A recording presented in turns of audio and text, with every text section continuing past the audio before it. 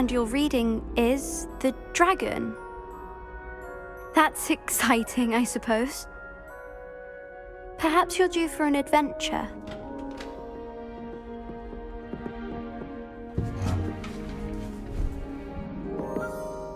Ladies, Professor Shah.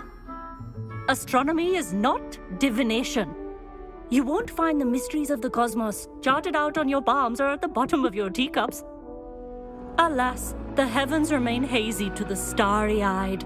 Now, if you were to devote yourselves to persistent and painstaking observation, you just might catch a glimpse. With that in mind, please take your telescopes. Tonight we will be on the observation deck.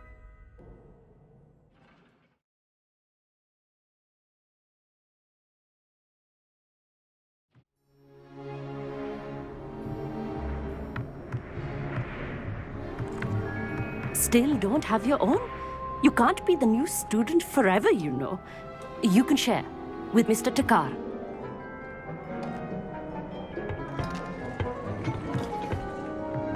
Here, I can adjust that for you. No, bring it into focus on your own.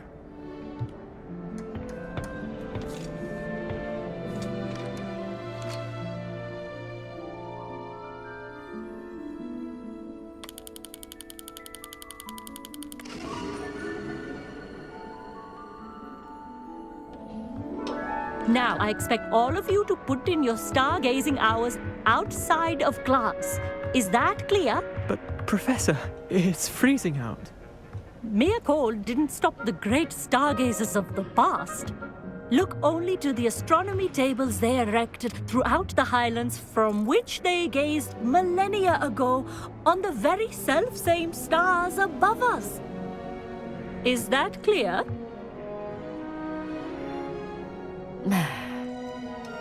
Dismissed.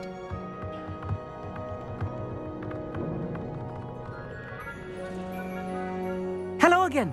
Brilliant class, wasn't it? I prefer astronomy over potions, don't you? Of course, we Ravenclaws tend to do well in any class. Oh, hello, Amit. Nice to see you again. Did I hear Professor Shaw say that you don't have your own telescope? I have a spare one you could borrow for the rest of term.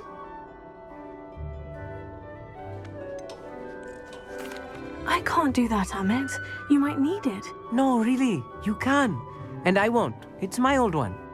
I finally got my hands on the new Celestia Contemplor.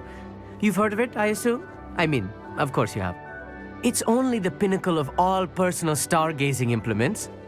But my old model's not too shabby either. Goblin-cut glass, first-rate optical enchantments. Hate to think such a fine instrument is just collecting dust. Well, thank you, Amit. Think nothing of it. Anyway, the telescope's in the storage room right underneath us. You can't miss it. I have some, reading to finish on the lower deck. Come find me there afterwards, and bring the telescope. There's something I want to talk to you about.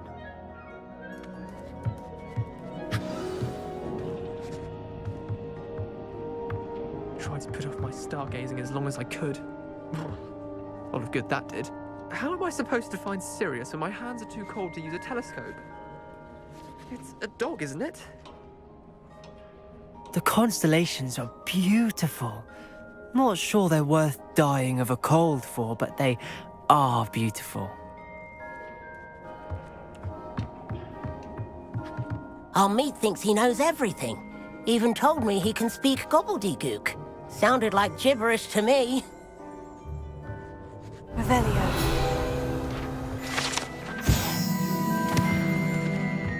I had heard about these odd stone tables out in the Highlands. Perhaps that's what Professor Shah was talking about.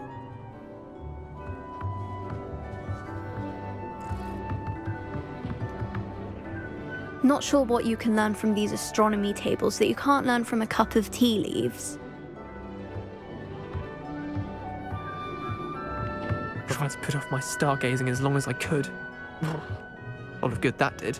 How am I supposed to find Sirius when my hands are too cold to use a telescope? It's a dog, isn't it?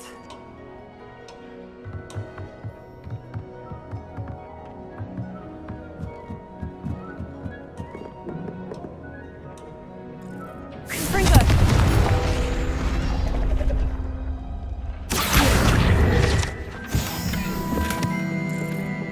This was his old telescope. Looks practically brand new. A pristine night for stargazing.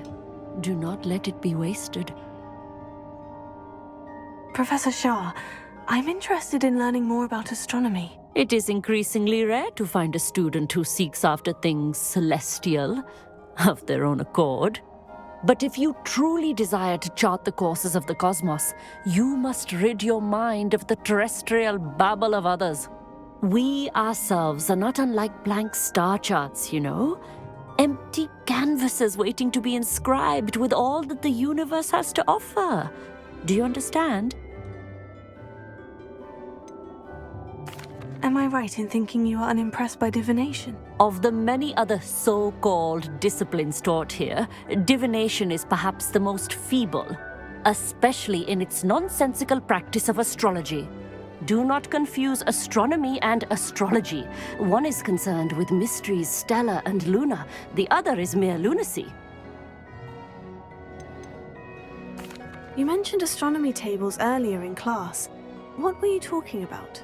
Long ago, devotees of the astral arts set up stone slabs across the countryside. They are ideal for studying constellations near and far. For centuries, wizards made use of these astronomy tables for stargazing. Sadly, they have since become mere monuments to the intrepid intellectual pursuits of a bygone epoch. Thank you, Professor. I look forward to stargazing. I am glad to hear it. Should be a stellar night for it.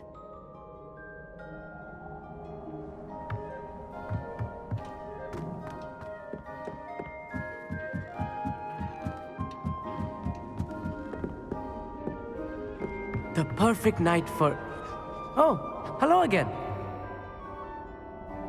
I have the telescope. It's nicer than I had expected. I would not offer a prospective stargazer a third-rate lunoscope. But there is, something else. Yes? What is it? You remember those astronomy tables Shah was going on about? It just so happens I've been reading up on them a little myself. And it seems there may be one right here at Hogwarts. I believe we could use it to find hidden constellations.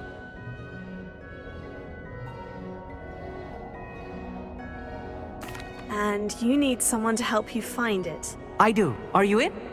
No one from the Gobstones Club will go with me. Said they'd rather get spit at by a stone than... Well, they are cowards. Let us get moving while the stars are still out. I'll show you how to use that telescope once we get there. I promise.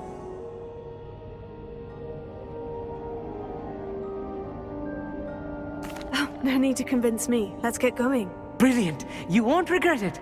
Shall we?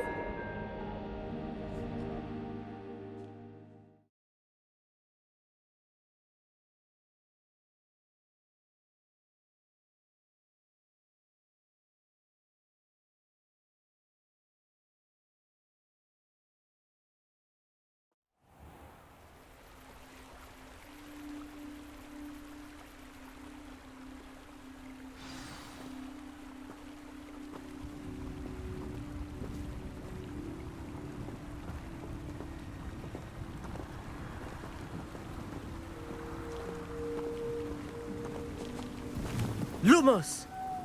Some say the locations of the tables were originally marked by centaurs for ritual stargazing. Lumos. It is nice having a fellow stargazer to explore with. Happy to be here. It is good to leave the classroom now and then.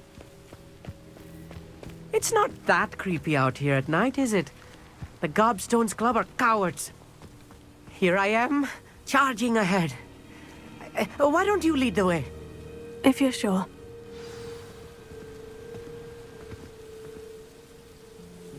Amit, could I ask you something? Oh, certainly.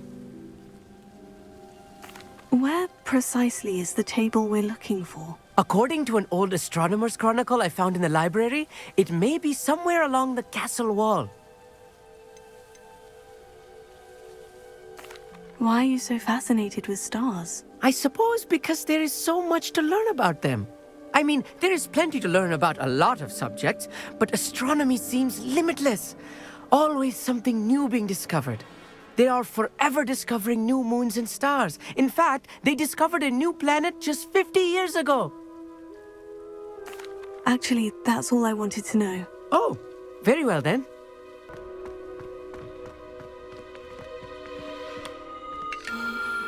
The constellation should appear near the center of your view.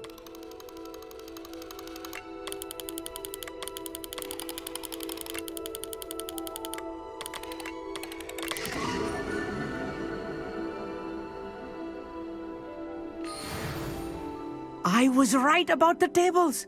They really are gateways to the far stars, just as the book said. And your contribution was invaluable. Rest assured, you shall be credited in my memoirs one day. Thank you, Emmett. I look forward to reading them. And I look forward to writing them. This is only the beginning. You will find more tables like this one throughout the grounds and forest, all beckoning to be discovered by a worthy astronomer. And if I have ever seen one, it's you. Oh, and about my old telescope, don't bother returning it. You should keep it. That's quite generous. Thank you. You are welcome. It has goblin-cut glass and a gobbledygook inscription. I'm practically fluent in gobbledygook, you know. It's all in the throat, really, gobbledygook, you know, and how you pronounce your R's. Anyway, glad our adventure was a success. I will see you soon.